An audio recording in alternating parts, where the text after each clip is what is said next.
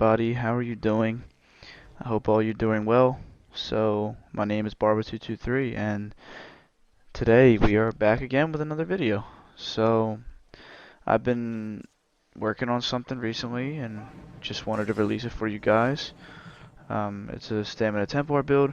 I have been practicing a lot with Stamina Templar, although, honestly, I was pretty trash recently. But this build really helped me out. It actually got me a lot better, and I found that it's nothing that reinventing the wheel or anything, but it's just a good build. It's a fun build. It's fast, and yeah. So as always, make sure you like, comment, subscribe, and I really appreciate all the support you guys have been giving me. It's just going good. We're almost at 700 subs, so I guess let's just get there. So without any further ado, let's just get into it. So I guess we'll start with the character screen. Pretty much here's what we're gonna say here. So okay, so buffed up. We're just chilling at 1624 stamina recovery, so that's really not bad, to be honest. We also, we're chilling at over 30% crit.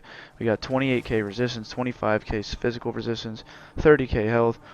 We also have 28k stamina and over 16k magic. That is pretty good. The physical penetration is only 4k, but that's because we're using a great sword rather than a maul. Honestly, you could use a maul if you want to. I'm using a great sword because I just like great sword. I don't think the difference is that much of a, like in terms of damage. I don't know if it's how much of a difference it is. I do like the sword though because it helps your heals out a lot. So that's why I use that. But those are our stats. The stats go much higher than this. If we're being honest, the recovery is probably, instead of 624, it's probably over 2k because of one of the passives that Templar have. So that's really nice as well. A beautiful thing. So let's just get into the gear. We are an orc, by the way. Just wanted to let you know that. We are an orc. You could be a number of different things. I like orc because you get 10% extra movement speed while sprinting, and you also get a nice max health bonus. So I think that's very nice. Let me just kill these ugly little dudes. As you can see, my set just procs, so I assume you know what I'm running already, but I will explain. So on the for our one set, we're using Pariah. This set is just really good. Pariah is a meta set right now. You need it, in my opinion. Now, the beauty of Pariah is that we are using weapons and jewelry, so we can run medium armor on the body. Now, as you can see, I told you that my resistances were super high. These jump up well over the cap, the hard cap. So that's really nice as well. We're using a disease glyph because it applies Defile if it procs a status effect, so that is also another added bonus to this, is applying Minor Defile with your disease enchantment. And we're using Sharpened on our trait, and number one, you kind of have to use Sharpen. It's the best in slot right now in my opinion. And on top of that, we're not using a maul, so we have to get penetration from this. We have no choice. We literally just have to. So in the backboard, we're using a bow of Pariah with infused weapon damage. That way when we heavy attack with our bow to get resources back, we're also getting a crazy buff. So a very interesting combo. I'll tell you that when we get to the skills. But we're using a bow for not any of the skills, but because of this passive right here, Hasty Retreat. Now I have to level my bow up. I have it at 45. I just have to go grind it for a few minutes. I just haven't felt like it. But it grants you Major Expedition when you dodge roll, so we don't have to use Race Against Time, and we don't have to use anything else that gives us Expedition. Now this also will stack with our Orc passive, so we roll, and then we're running. As you can see, we're super fast, and we don't even have, we don't have to do anything about it. So that's really nice. If you want to, you could even go more Swift on your jewelry, which is what we're using. We're using one piece of Swift. That is the jewelry. So yeah, it's really nice. We're using 2 weapon damage, 1 recovery, and these have health glyphs on them. Or health traits. I really like that, to be honest, because right now you really need over 30k health. So it's that simple. I think you need 30k health and high resistance, or else you're going to get melted because damage is so high. So yeah, that's our weapons. That's why I use what I use for the weapons. Now our monster set is Engine Guardian. Number one, there's a few reasons why we're using this. You could use Bloodspawn. Bloodspawn's a very good option. You could use Balorg. You could use, really, I would say Malabeth too also is probably the second best in slot for me, is Malabeth Scourger. It's a crazy good healing set. But I think Engine Guardian is the best for me. And honestly, I don't even care about the resources that much. And the health recovery bonus is nothing. But honestly, I don't even care about the thing, which is it's still a good monster set. When you use an ability, you have a chance to summon a automation that's going to restore a bunch of resources for you, whatever one it procs. So it's really good. But the reason I use it is because it literally is so good for absorbing damage for you. That is such an undervalued thing about Engine Guardian is that if you do use it, it's going to take so many hits for you. There are so many different times that I've had people summon their Blast Bones on my Engine Guardian. They use their Meteor on my Engine Guardian. They use their their I can't think, Spectral Bow, their Crystal Frags, their Mage's Fury, anything that is really important to a burst combo. If they hit my Engine Guardian instead of me that quick, their whole entire combo is messed up. So I think that's really nice. If I could, I would change this. I would change the trait on this to probably Impen or Well Fitted. I have Infused, which isn't the worst thing in the world. I just haven't transmuted it just yet, but I will. So for our other 5-piece, we're using Red Mountain. This set is very, very good. Um, it's just a nice proc damage set. I don't believe I have the total tooltip that I need because we are over 5k weapon damage. We get up to like 5700 when we're fully buffed, but I don't think we have the exact thing to get the full tooltip, but I will say that we get weapon damage, max stam, weapon crit, which I wish this weapon crit would just be weapon damage instead, but it is what it is. And when you deal damage with a weapon, you spawn a volcano that erupts after 1 second, launching liquid of hot lava for 10k damage every 8 seconds. Now, this set is really, really nice. I've hit people for 4k, 3500, 5k, depends on your resistances. But I know it doesn't sound like all that much, but when you think about it in the grand scheme of your burst combo, if I hit someone with my CC and then this procs, and then I biting jabs, and then I use an empowering sweep, and this also hits them, it's very, very good. So I'm just letting you know it's insanely good. So it hits hard, and we have reinforced on the chest, we have impen on the waist, we have well fitted on the hands, we have impen on the legs, and we have well fitted on the feet. Honestly, this is kind of ideal. I would like to change reinforced to maybe impen or well fitted again, but I think the best combination of traits is a combination of impen and well fitted, maybe a reinforced on the chest or legs, which I do have, which isn't bad. So that is, in my opinion, the best combination of traits, well fitted and impen. So yeah, we are running 6 medium. I would, if I had a heavy shoulder of Engine Guardian, I probably would change it just to get a little bit more resistance. But 6 medium is still nice because not only can we get evasion, which is a must-have in my opinion, but we also get extra stand recovery for another medium piece, and we also get extra weapon damage. So I'm not going to complain.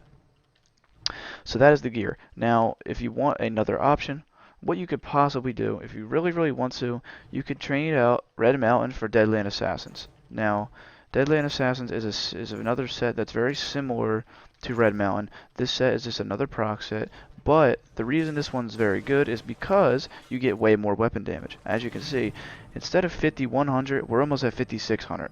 Now, you know what's crazy about it is that although I used Deadlands first and I tested it out and you still get all this extra weapon damage, I still feel like Red Mountain's better because I will say the 4, 2, 3, 4, and then the extra 5-piece bonus are a million times better than the Red Mountain bonuses.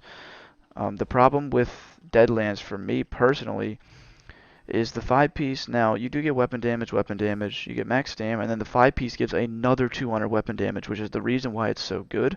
But honestly, the reason I don't like it is, number one, the tooltip on it is really low for, now, how it works is this. When you're dealing damage to an enemy within 10 meters, you do an AoE cone of knives. It hits everyone around.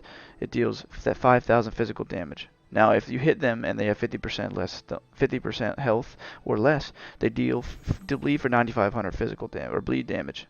So it also almost has no cooldown.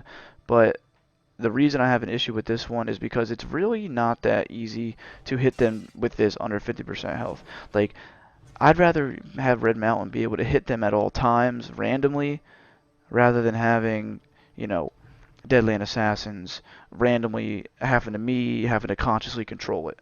I know it is the dot isn't all that either. It ticks for like 900, 1000, maybe 1100, but I just don't think it's really worth it. It's not bad. It's still a good set because what you can do is this, and I will show you. Watch. This is really that simple. All you have to do is this. You don't even have to full heavy attack. See, it proc just from that. So as you can see, you don't have to actually fully heavy attack, but I don't like having to control it. I like being able to just play the game and have Red Mountain do what it needs to do. Now, if you guys feel differently and you don't agree with me, then you know what? You can use Deadlands. But I just wanted to give you guys a second option. Yeah, I just wanted to let you know that there was another option for you. Red Mountain or Deadlands are very, very similar and very easy to proc, both of them. So, yeah, Deadlands is still good. I just like Red Mountain for the extra. It just does more damage in my opinion. I feel like it's more successful. So yeah, that's my gear. So the skills on the front bar. By the way, we're using Bewitched Sugar Skulls as our food, just so you know. We're also using the Serpent Mundus. So our skills, we are using Toppling Charge. Now, we have a lot of magic. We have over 16k, so that's plenty to be able to use Toppling Charge or CC. And let's be real, it's a million times better than the Javelin, so that's why I use it. It's just so nice. It's just a really good skill. Having a gap closer makes the biggest difference ever. Honestly, it's such a good skill. So I just wanted to let you know that I use Toppling Charge here. I feel like it's best in slot in terms of a gap closer and CC and one. It still hits decently hard too, so not bad. Then we use Caltrops. Literally, this skill isn't that good, but we're just using it for the major breach because it lowers their resistances, and it's a big AoE, and it reduces movement speed. So like, it's a nice a nice crowd control skill, and it also applies major breach for you and your team, which is the main reason we're using it because we have to get that penetration up. I've tried using Expert Hunter. It wasn't really working out. I tried using Trap Beast. It also wasn't working out. Just use this because you really only need biting jabs to do damage anyways. So yeah. Also Red Mountain's going to help you a lot with your damage. So just use Caltrops. And then here we have Rally. Not only does this is one of those sets or skills that are just incredible. It gives you stamina recovery, it gives you your major brutality, it gives you a crazy burst heal. You gotta have this obviously. So this we're using Executioner. Now you could use Reverse Slice if you want to, but you don't have to. Now I did try another option here. If you want to use Camouflage Hunter, you can and play without a finisher. But I don't know. I just didn't like that. I gotta be honest. I wasn't a fan of that. I know you get a little bit more weapon damage, but it's just I can't play without a finisher, especially most people running Pariah now. You got to be able to finish someone off. So that's why. Biting Jabs is the spam bolt. This is why the build is called Mr. McJabby. Hey, what's up, Brave Spider? But yeah. Biting Jabs. Got to use it. Nasty skill. And then we're using Crescent. Crescent Sweep as our ultimate. Now, you may think it's crazy that I'm using a skill that does magic damage, but now in this update, it scales to your max stat, so it's it's super cheap for 71, and on top of it, it not only does damage, but it has a really strong dot after, and it does 60% extra damage if they're in front of you, so it's really good. But if you guys want to, you can use Dawnbreaker of Splining. It doesn't matter, but I really like Crescent Sweep better. It's cheap, and it hits hard as heck. I hit like 10k crits sometimes, so yeah. On the back bar, we have Restoring Focus, the cheapest armor buff in the game. Not only that it gives you an armor buff, but it also gives you 480 recovery, which is just crazy. It makes no sense why it's so good. And then on top of it, it heals you for 2k a second. So this is one of the single best skills in the game, in my opinion. Gotta have it.